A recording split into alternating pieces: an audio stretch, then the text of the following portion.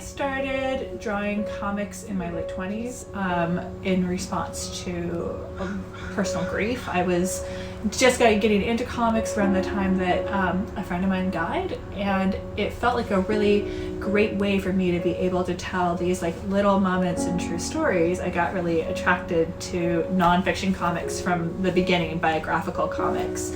The more that as an activist and as an artist I continued down both paths, the more it became obvious that I needed to combine both of them. And now what I do is I work for our local newspaper as an editorial cartoonist, telling small portions of true stories that help further conversations.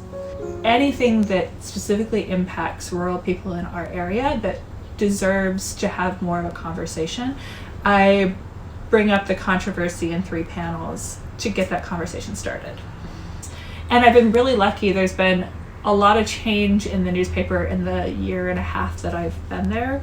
And it's just been very cool that they have continued to support me, even though I'm often the most radical thing in the paper. But for people like me who are getting their start in comics, I feel like there's so many small papers that could really benefit from this, giving these voices and giving this possibility. And the Leader is an independent newspaper, and it's I think it's like over 100 years old. It's like an old newspaper, and it's really cool that they've stayed independent and they're willing to do this, and I think it's a possibility for more places.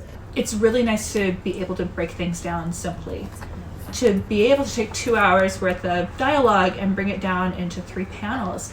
I know that I'm going to be able to come up with something that anybody's going to be able to understand within 20 to 30 seconds. At least if they don't understand the problem, they should understand why they should care about it.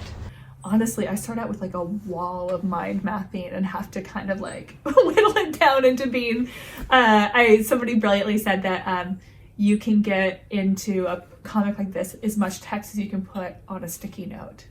So it's like, okay, I'm gonna take this gigantic like A2 sketchbook and turn it into a sticky note, and then by the time I've gotten to that, I know what the story is and I know what the image is. I try and mix things up.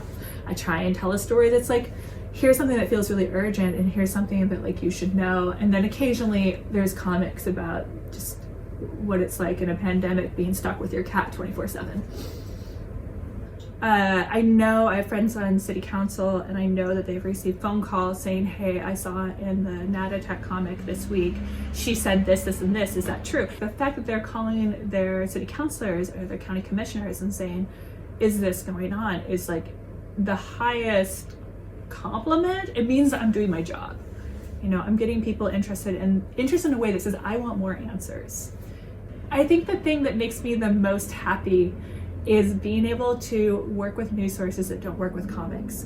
I just want to be able to reach people who aren't expecting me. I just really want to see that transition be made to where comics are just a natural part of the news community.